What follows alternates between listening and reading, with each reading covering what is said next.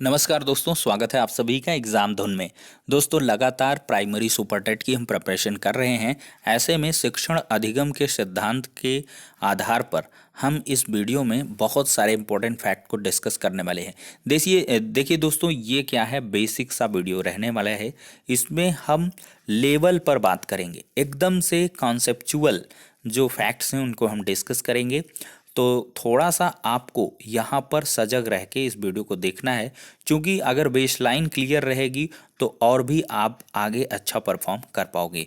तो दोस्तों, वीडियो में आगे बढ़ें इसके पहले एलटी ग्रेड शिक्षक भर्ती की प्रिपरेशन करने वाले छात्रों के लिए एक छोटी सी इन्फॉर्मेशन।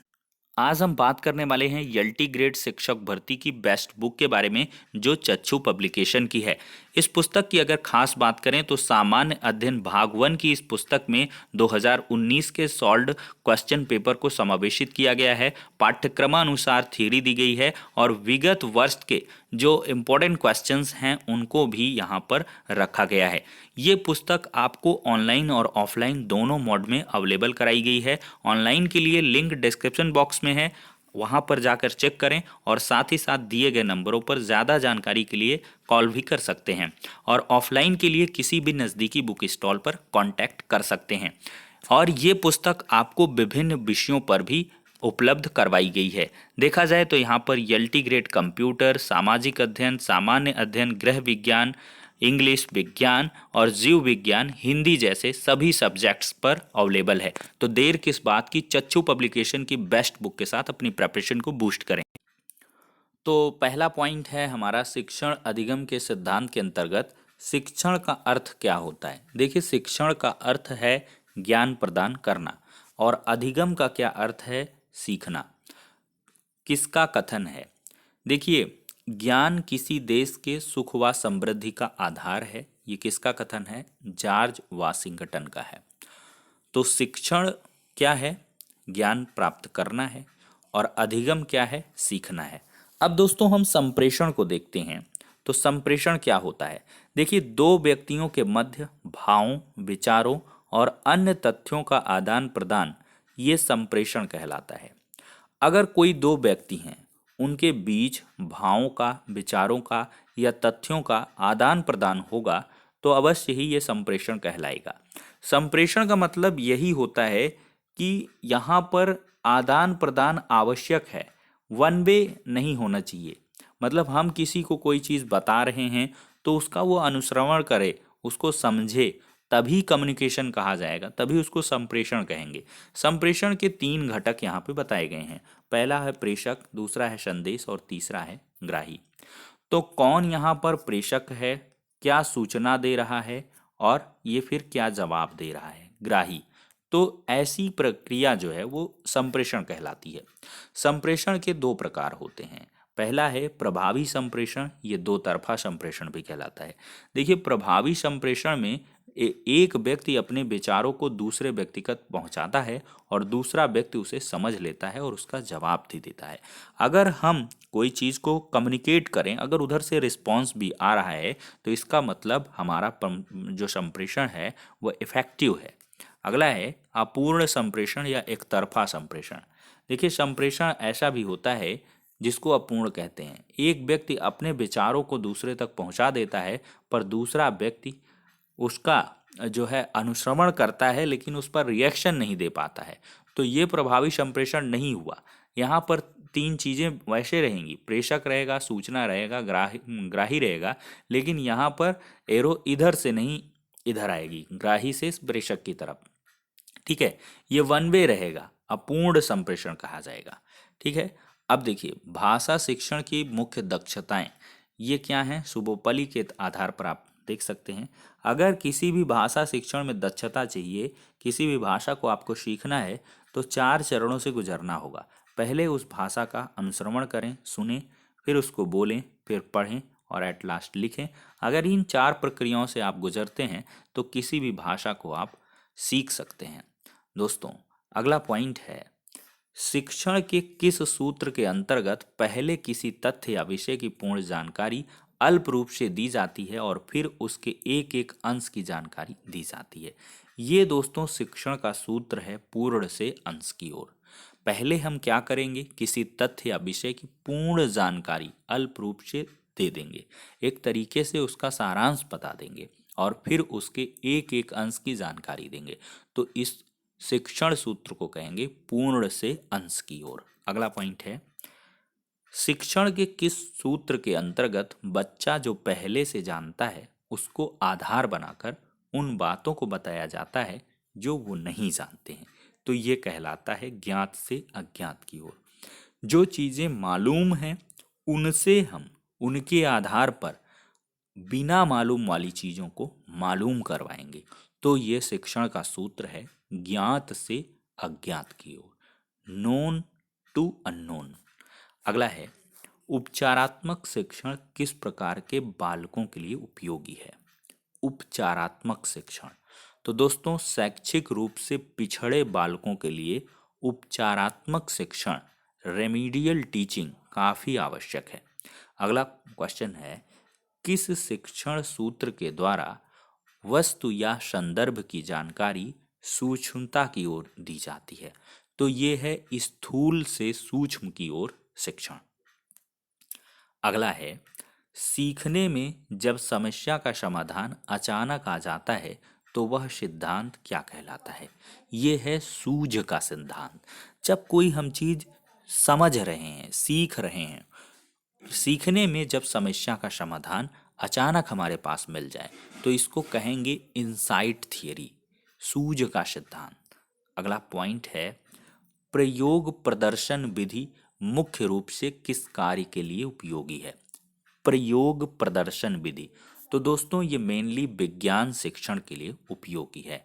दोस्तों शिक्षण सूत्रों के कुछ हम आपको नाम बताएंगे। पहला है सरल से जटिल की ओर, दूसरा है ज्ञात से अज्ञात की ओर, तीसरा है पूर्ण से अंश की ओर और चौथा है स्थूल से सूक्ष्म की ओर। दोस्तों शिक्षण की चार विधाएं हैं। पहला है बहुकक्षा शिक्षण, दूसरा है बाल केंद्रित शिक्षण, तीसरा है उपचारात्मक शिक्षण और चौथा है बहुश्रेणी शिक्षण। अब दोस्तों प्लेवे पुस्तक के लेखक, तो प्लेवे पुस्तक के लेखक अगर हम देखें तो हेनरी कार्डवेल कुक हैं। जी हाँ दोस्तों, प्लेवे पुस्तक के लेखक कौन हैं, हेनरी कार्डवेल कुक। अगला पॉइंट यहाँ पर देखेंगे, प्रेरणा बालक में रुचि उत्पन्न करती है और जब वह एक बार किसी विषय में रुचि लेने लगता है तो वह उसे ध्यानपूर्वक पढ़ता है। ये कथन है वीडी भाटिया का और इसको प्रेरणा का सिद्धांत भी कहते हैं। प्रेरणा क्या करती है, बालक में रुचि उत्पन्न करती है और जब एक बार किसी विषय में बालक रुचि लेने लगता है तो वह उसे ध्यानपूर्वक पढ़ने लगता है। तो ये प्रेरणा का सिद्धांत है, लॉ ऑफ मोटिवेशन। अगला है बहुश्रेणी शिक्षण या बहुस्तरीय शिक्षण। देखिए जब विभिन्न उपलब्धि स्तर वाले बच्चों को एक साथ बैठाकर शिक्षा दी जाती है तो इसे बहुस्तरीय शिक्षण भी कहते हैं या बहुश्रेणी शिक्षण। देखिए जब विभिन्न उपलब्धि स्तर वाले, विभिन्न उनकी जो उपलब्धियों का स्तर है वो भिन्न भिन्न है, लेकिन हम सबको एक साथ बैठाकर शिक्षा दे रहे हैं तो ये बहुस्तरीय शिक्षण है या बहुश्रेणी शिक्षण है। अब है चाइल्ड सेंटर्ड एजुकेशन यानी कि बाल केंद्रित शिक्षा। देखिए वह शिक्षा जिसमें बालक को केंद्र मानकर शिक्षण का कार्य किया जाए तो उसको कहेंगे बाल केंद्रित शिक्षा।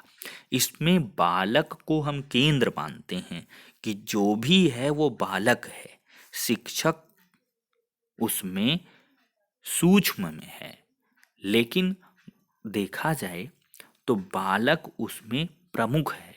बालक के आधार पर शिक्षण विधाओं को हम इस्तेमाल करेंगे।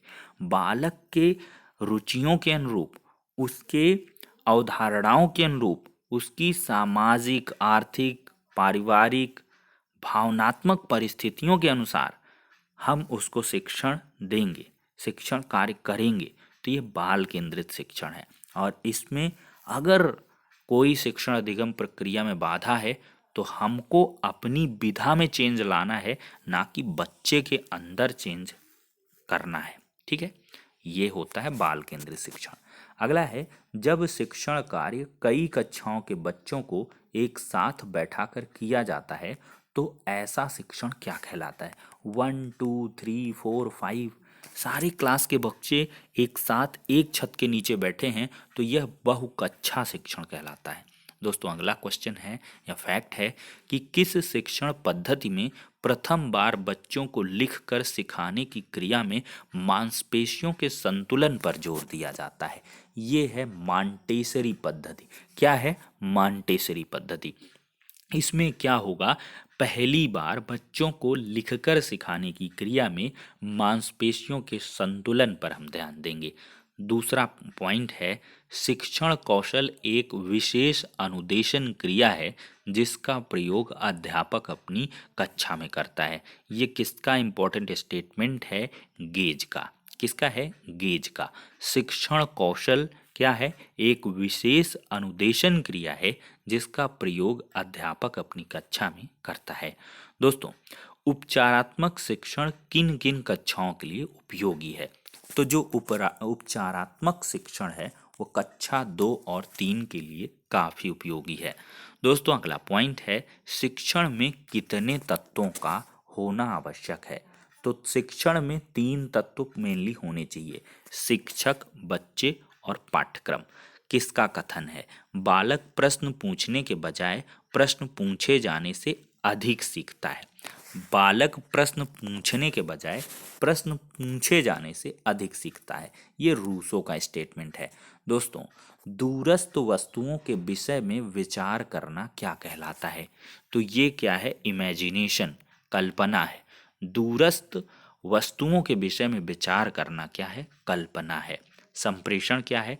यदि एक व्यक्ति दूसरे व्यक्ति को सूचना या जानकारी देता है और दूसरा व्यक्ति उसे समझ लेता है तो यह संप्रेषण कहलाता है।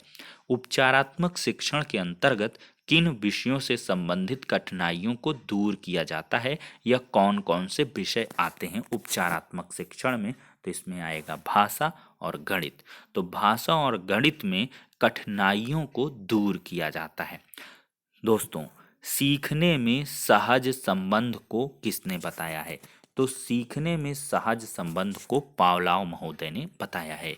खेल विधि पर आधारित 2 शिक्षण विधियां कौन सी हैं? आपकी किंडरगार्टन विधि हो गई, मॉन्टेसरी हो गई और डाल्टन विधि हो गई। अगला पॉइंट है, संश्लेषण विधि क्या है? देखिए इस विधि के अंतर्गत हम तथ्यों को इकट्ठा करते हैं जिससे वस्तु की वास्तविक स्थिति ज्ञात की जा सके। विश्लेषण विधि क्या है? कि इस विधि में हम किसी वस्तु या तथ्य को विभिन्न घटकों में विभाजित कर लेते हैं फिर एक एक समस्या का समाधान करते हैं। तो ये होता है विश्लेषण विधि। ठीक है, तो संश्लेषण और विश्लेषण विधि आपको समझ आ गई होगी। तो दोस्तों इस वीडियो में हम इतना ही डिस्कस करेंगे। नेक्स्ट वीडियो में मिलते हैं कुछ और इम्पोर्टेंट जो फैक्ट हैं उनके साथ। तो तब तक के लिए शुक्रिया, धन्यवाद। वीडियो को प्लीज़ लाइक एंड शेयर करें और ज़्यादा से ज़्यादा आप चैनल पर नए आ रहे हैं तो सब्सक्राइब करें जिससे कि मोटिवेशन बढ़े और एजुकेशनल कंटेंट हम बेहतर तरीके से डिस्कस कर सकें। तो ठीक है, नेक्स्ट वीडियो में मिलते हैं।